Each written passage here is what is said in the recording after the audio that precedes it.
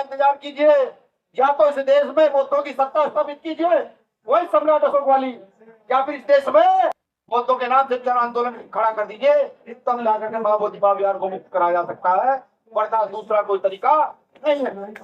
अभी वहां हमारी महाराष्ट्र के घरों को पीटा गया, इसलिए क्या भी नमो होता है कहने पे कोई एफआईआर दर्ज नहीं, किसी को कोई फर्क नहीं पड़ा। क्यों? अगर वहां इसको मानने वाले, धक्को मारने वाले लोग जाएंगे, उनके साथ अभद्रता होगी, कोई जाने वाला नहीं है। आप समझिए यार, चाहे इसका पहला लोकतंत्र गणराज्य स्थापित हुआ हो यार, नहीं कहूंगा कि आज बीटी एक्ट को रद्द करा दिया जाएगा, लेकिन हाँ, बीटी एक्ट रद्द कराने में जितनी क्षमता, जितनी ताकत भीम आर्मी के पास है, उस ताकत का प्रयोग करके एक दिन बीटी एक्ट को रद्द जरूर कराया जाएगा। एक निवेदन मैं और करूंगा, क्योंकि मैंने पहले कहा हम ज्यादा नहीं लोग हैं। आप बोध गया के मैदान पर हमें टेंट लगा कर दे दीजिए और 10 दिन का खाने की व्यवस्था कर दीजिए। बस एक टेंट लगा कर दे दीजिए और 10 दिन की खाने की व्यवस्था कर दीजिए। 4वें दिन समाज से कैसे मांगना वो हम जानते हैं। माना कहा तब मैं कहूँगा जय भीम, आप कहेंगे नमः बुद्धाय। जय भीम, जय भीम, जय भीम। मैं अपनी बात शुरू करूं। बात शुरू करने से पहले समय समय पर समता समानता की आवाज उठाने वाले वो तमाम महापुरुष जिन्होंने यहाँ दलित, शोषित, अछूत वर्ग के लोगों को उत्साह देने का काम किया, आगे बढ़ाने का काम किया, उनके चरणों में नमन बंदन करता हूं। ये आंदोलन इस महामानव के लिए हो रहा है। ये आंदोलन इस व्यवस्था को बचाने के लिए हो रहा है। उस महामानव तथागत गौतम बुद्ध के चरणों में नमन बंदन करता हूं। सम्मानित साथियों, पिछड़े हुए लोग कभी व्यवस्था कायम नहीं कर सकते। टूटे हुए लोग कभी जुड़कर खड़े नहीं हो सकते और पिटे हुए लोग कभी पीटने की आस नहीं लगा सकते। इसको मेरा सिर्फ कहने का तात्पर्य यह है कि आंदोलन तो बड़ी मजबूती से चला रहे हैं, लगातार चिल्ला भी रहे हैं। देश के अलग अलग कोनों में आंदोलन चल रहा है। मैं बहुत सारे साथियों से बात करता हूं तो कहता है कि हमने चाइना भी मैसेज भेजा है, बर्मा भी मैसेज भेजा है, जापान ने मैसेज भेजा है। तो इन बातों को सोचकर कभी कभी मेरा मन जो है अंदर से लगता है कि हम भारत के लोग हैं, तो अगर खुद भारत की धरोहर हो और हमें अपने खुद स्थान को बचाने के लिए विदेशों से पहले मदद मांगनी पड़ रही है। मेरी बातें कड़वी हो सकती है, लेकिन जैसा मैं देख रहा था, माननीय मंत्री जी बोल रहे थे हमारे टीम यहाँ चलती है, वहां चली आती हो।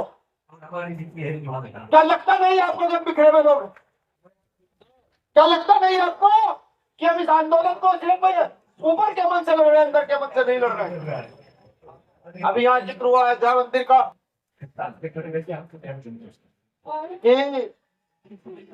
सरकार ने फैसला दिया, लोग इकट्ठे हुए, आसान नहीं है। ये भरम है कि सरकार ने फैसला दिया, लोग इकट्ठे हुए, वो जानते थे कि अपनी व्यवस्था को कायम किस आधार पर किया जा सकता है। ये हम भी जानते हैं कि अपनी व्यवस्था को कायम किस आधार पर किया जा सकता है। उस व्यवस्था को कायम सिर्फ 2 आधार पर किया जा सकता है, तीसरा कोई आधार नहीं है। पहला आधार है डॉक्टर बाबा साहब अम्बेडकर द्वारा लिखित संविधान में निर्मित लोकतंत्र की व्यवस्था कायम कर यहाँ बौद्धों का राज्य स्थापित कर दिया जाए। और बहुत सिर्फ बोध गए नहीं, महाबोधि विहार मंदिर नहीं, छत्तीसगढ़ का सुरपुर भी मुक्त कराया जाए, जहाँ आज के हमारे हजारों पौधे दफन है, वो भी मुक्त कराया जाए। और दूसरा तरीका है जो इस देश की पड़ता रही है, व्यवस्था रही है, जन आंदोलन के माध्यम से इतना बड़ा आंदोलन खड़ा किया जाए कि यहाँ की सरकारों के प्रशासन से चुड़ जाए कौन लोग हैं। लेकिन हम नहीं कर पा रहे हैं भाई। मैं आंदोलन याद करूंगा, यहाँ तमाम साथी बैठे हैं, यहाँ सबको भाई भी उस आंदोलन के साक्षात प्रमाण है। हमारे साथी नागपाल जी परमाणु और तमाम साथी यहाँ खड़े हैं। केलिया गुरु रविदास आंदोलन हुआ, गुरु घट तोड़ा गया और भूल उठी इस देश के अंदर। तो यही दिल्ली के अंदर कम से कम 20,000 लोग, 20,000 क्रिश्चियन ईसाई और 20,000 से ज्यादा सिख यहाँ मौजूद थे, जिनका संबंध यहाँ की जाति व्यवस्था से मजबूती से रहा। उनको पता था कि हमारी विरासत छीन रही है और इस विरासत को बचाने के लिए यहाँ आए और एक दिन में विरासत को बचाया गया। वो तो बोध गया है, हमारे पुरखों की विरासत है, उस विरासत को बचाने के लिए क्या क्या करना होगा। अगर आप ये सोच चले हैं कि नहीं सिर्फ दिल्ली में धरना देकर उस विरासत को बचाया जाएगा, अगर आप ये सोच चले हैं कि नहीं सिर्फ बौद्ध समाज के लोग जिन्होंने धर्म ग्रहण किया है वो विरासत बचाएंगे, तो ये भ्रम है।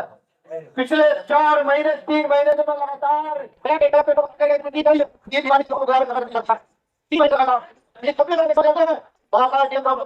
समाज के लोग हो ही नहीं। मैं बताऊं कलेक्टर महोदय को कि हमें धर्म ग्रहण किए हो ना कि हमारे पुरखों ने धर्म ग्रहण किया हुआ है, हमें वो धर्म की औलादे हैं और तुम चाहे इजाजत दो ना दो लेकिन धरना तो होगा। अगर काश डीएम साहब धरना दे दिए होते, परमिशन दे दिए होते, तो मुझे लगता नहीं कि आपको यहाँ दिल्ली में आने की जरूरत पड़ती। बिहार के गया में इतना बड़ा तांडव किया जाता कि बिहार सरकार के साथ साथ प्रदेश राज्य की देश की सरकार भी याद रखती कि इतने सारे लोग लाखों लाख आए। अभी बीमार का सेमिनार था, मेरा पूरा मन था कि सेमिनार बोध गया में कराया जाए। बोध गया का जो वो है ऑडिटोरियम, उसमें सिर्फ इलेक्ट्रीशियन का काम बाकी था, लेकिन आवाज उड़ी 2 महीने पहले जब ये शुरू हो गया कि नहीं बीमार का सेमिनार राष्ट्रीय सेमिनार यहाँ होगा, तो ऑडिटोरियम में काम करना बंद कर दिया सरकार ने कि इस पर काम नहीं कराया जाएगा। और अंत समय में कहा गया कि इस पर एसी नहीं होगा, नहीं है।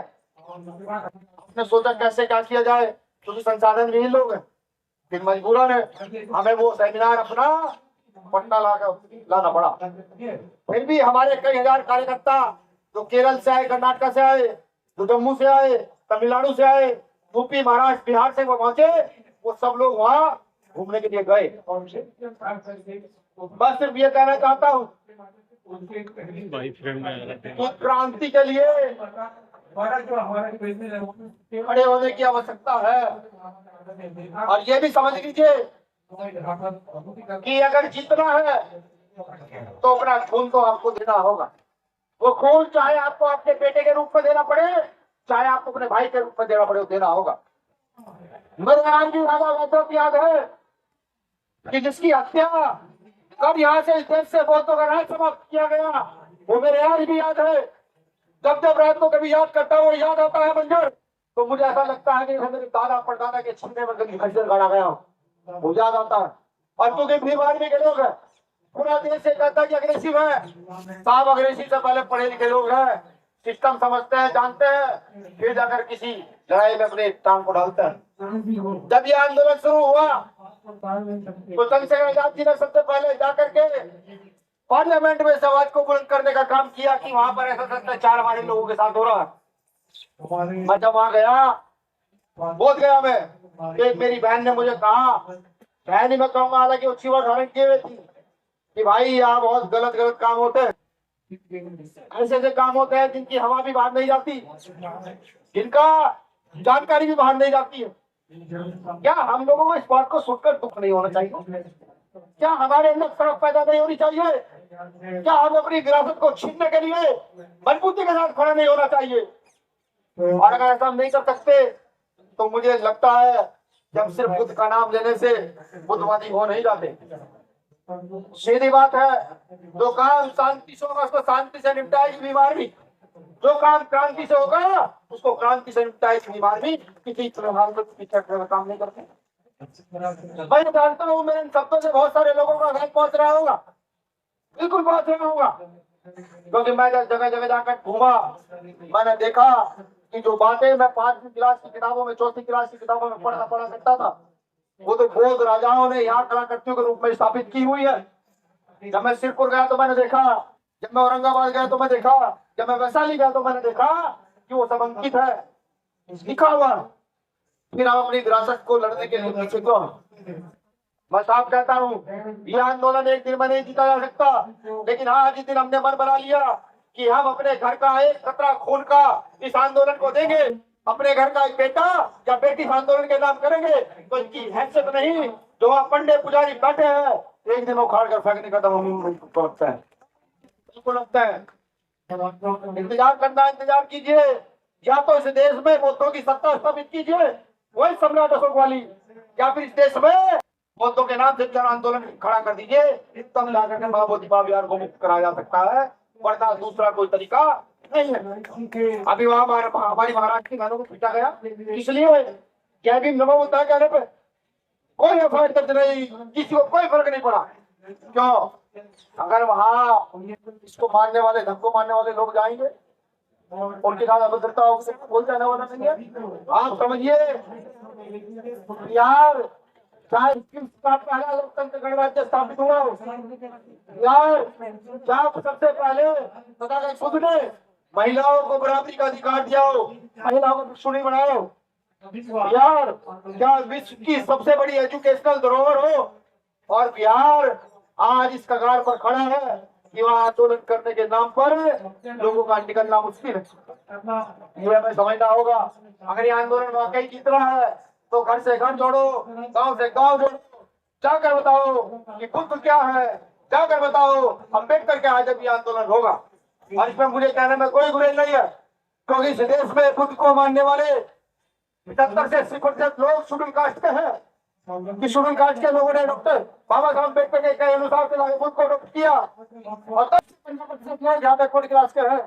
जब हम जाकर बैकवर्ड क्लास के लोगों को जब तक ये नहीं बताएंगे बुद्ध का आंदोलन तुम्हारा आंदोलन है, तब तक बात बनने वाली नहीं है। जैसा मैं याद करूँ, यहाँ जब मंडल कमीशन लागू हुआ तो यहाँ पर मनोवादी व्यवस्थित लोगों ने हमारे लोगों पर कमंडल यात्रा निकाली, तब पढ़ा तो पढ़िएगा। ये वही दौर है जब आपके युद्ध शुरू हो रहा है, आपकी मांग शुरू हो रही है, तो बिहार में हमारे लोगों को तैयार कर हमारे ऊपर लाठीचार्ज कराने का काम कर रहे हैं। ये काम कर रहे हैं। अगर इससे निजात पानी है, इससे निजात पाने का एक ही तरीका है कि घर घर जाकर, झोपड़ी झोपड़ी जाकर, खोपड़ी खोपड़ी जाकर के वो दम का प्रचार किया जाए, बताया जाए कि दम है क्या। जब तक ऐसा नहीं होगा, मुझे नहीं लगता इस समस्या मिल पाएगी। मैं इस बीच आप लोगों से जो सीनियर साथी बहुत सारे, माफी भी चाहता हूँ मेरे कुछ अग्रेसिव शब्दों से आपको आघात जरूर पहुंचा होगा। आप सोच रहे होंगे कि भीम आर्मी का राष्ट्र क्या क्या कह रहा, लेकिन जो मैं कह रहा हूँ, जो मुझे लगता है, जो मैंने महसूस किया, जो मैंने सम्राट अशोक के बाद पढ़ा, जो मैंने सम्राट अशोक के साथ साथ और अपने दो राजाओं के विषय में पढ़ा, उनके पतन के विषय में पढ़ा, जब मैंने अपने पिछले आंदोलन के विषय में पढ़ा, जब उनके पतन के विषय में पढ़ा, दलित के विषय में पढ़ा और उनके पतन के विषय में पढ़ा, तो मेरी समझ आ गया दो ही ताकत है यहाँ लड़ने की, या तो जन आंदोलन में इस आंदोलन को तब्दील कर दो, या देश में अपनी शासन सत्ता खड़ी कर दो। तीसरा कोई तरीका नहीं है, बिल्कुल नहीं है। आप सब लोगों ने मुझे सुना, मानने बच्चे की एक बार वादा करूंगा, मैं ये नहीं कहूंगा कि आज बीटी एक्ट को रद्द करा दिया जाएगा, लेकिन हाँ बीटी एक्ट रद्द कराने में जितनी क्षमता, जितनी ताकत भीम आर्मी के पास है, उस ताकत का प्रयोग करके एक दिन बीटी एक्ट को रद्द जरूर कराया जाएगा। एक निवेदन मैं और करूंगा, क्योंकि मैंने पहले कहा हम ज्यादा भी लोग हैं। आप बोध गया के मैदान पर हमें टेंट लगा कर दे दीजिए और 10 दिन का खाने की व्यवस्था कर दीजिए, बस एक टेंट लगा कर दे दीजिए और 10 दिन की खाने की व्यवस्था कर दीजिए। 4वें दिन समाज से कैसे मांगना वो हम जानते हैं, मैं लिख कर देता हूँ। अगर वो आंदोलन वहां तक साल में मिले, तब तक तो नहीं होगा, तब तक आंदोलन को चलान रखा जाएगा। शुक्रिया। जय भीम, जय भारत, जय संविधान, नमो बुद्धाय।